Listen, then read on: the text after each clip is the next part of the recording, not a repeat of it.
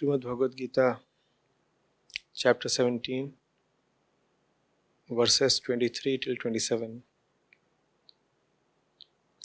Om Tat Sat, this has been declared to be the triple designation of Brahm. By that were made of old the Brahmanas, the Vedas, and the Yagyas. Therefore, uttering Om are the acts of sacrifice, gift, and austerity as enjoined in the ordinances, always begun by the followers of the Vedas. Uttering Tat without aiming at fruits are the various acts of yajna, austerity, and gift performed by the seekers of moksha. The word Sat is used in the sense of reality and of goodness, and so also, O Parth, the word Sat is used in the sense of an auspicious act. Steadiness in yajna, austerity, and gift is also called Sat, as also action in connection with these is called Sat. The question says, how to understand Om Tat Sat as it is being indicated by Sri Krishna in the above verses. I have seen many people reciting this mantra, but that happens very mechanically. What is its essence? It is a triple declaration. It is a triple reinforcement, as Sri Krishna says in verse 23, Om Tat Sat, this has been declared to be the triple designation of Brahm.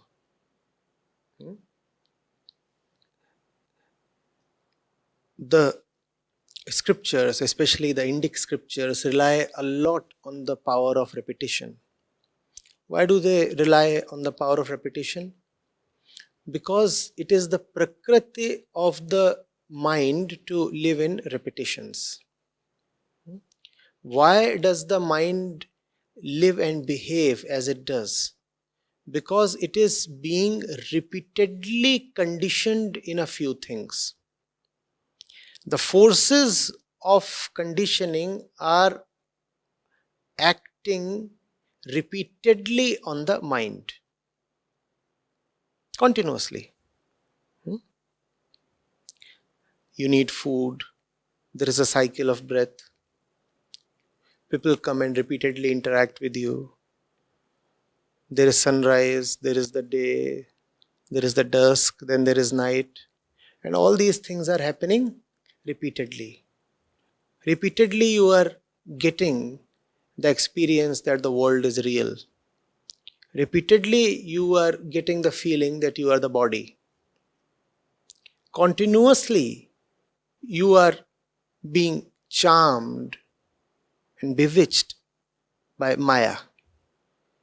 Therefore, the logic is that if the oppressor is continuously and repeatedly waging a war on you, then your defenses and your resistance must also be continuous and repeated. And that's the thing with mantras. You have to repeat them. You have to repeat them. And repeating something thrice is the minimum that is needed. For example, the Upanishads, even if they have to say Shanti, they will say Om Shanti Shanti Shanti. That's how the Shanti part would begin and end. Om Shanti Shanti Shanti.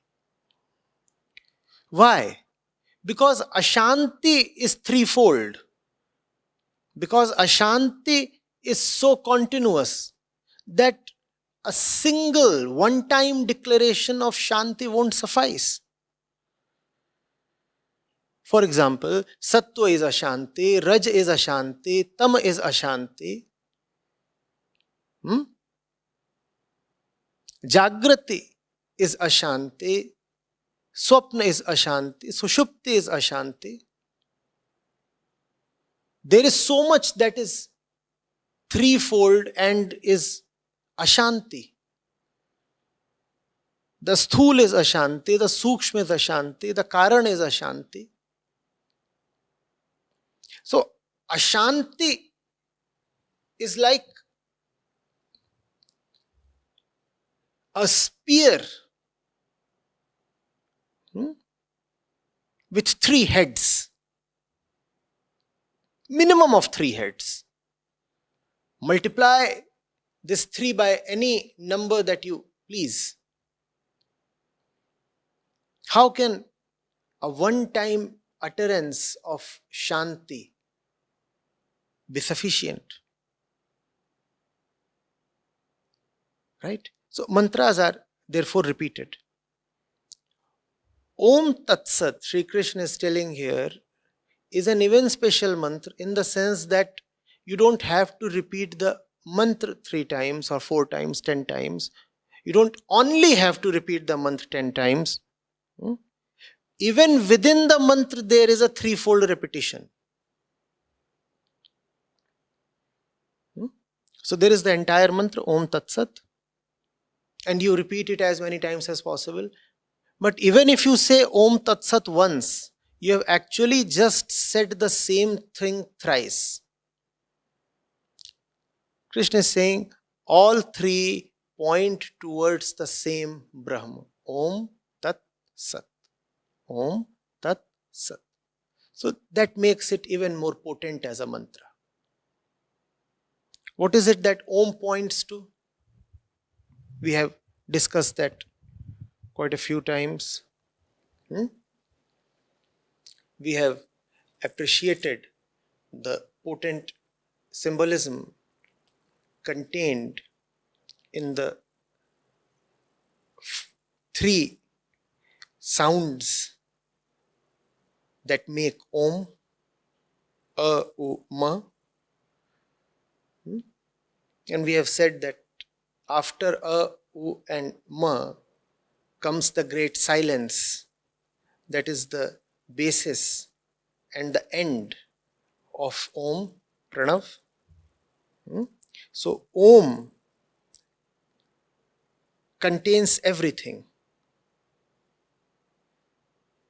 The sound that points to the physical, material world, the world that you experience in your 3 states of consciousness. A refers to the world that you experience when you are awake. U refers to your dream state of sleep. And Ma refers to the state of consciousness in your deep dreamless sleep. These 3 are there. And when Ma ends, Ma tapers off, it dissolves into an unending silence, that is Nirakar Brahm. A, U and Ma refer to the Sakar Vishwa, the embodied Vishwa, the formed universe, and the environment of Om, the silence that you enter after the Ma sound tapers off, is the Nirakar Brahm. So that's what Om points at, Brahm. Similarly, Tat or that points to the one, therefore, that can be used to address him is that, Tat. Are you getting it? Just say that, Tat. Because no name applies to him. All names are just limitations. All names will refer to something, and everything is limited. Getting it? And then you refer to the same Brahma in another way, Sat. Sat is a practical way of referring to Brahm or truth or remembering truth. What is Sat? That which really is. That which really is. That which will not disintegrate or disappear or just vanish. That is Sat. Sat is that which is essential. Sat is that which is not going to disappoint you or fob you off. Sat is that which is not going to cheat you. You won't be left wondering and disillusioned by the turn of events. You won't find your dependable object suddenly having turned into something else, become undependable or vanished altogether. That is Sat. So Sat too points towards the same truth or Brahm. Therefore, Om Tat Sat is a threefold remembrance of truth. You are remembering the truth in three ways, thrice. That is the reason, as you have mentioned, Om Tat Sat is such a powerful and popular mantra.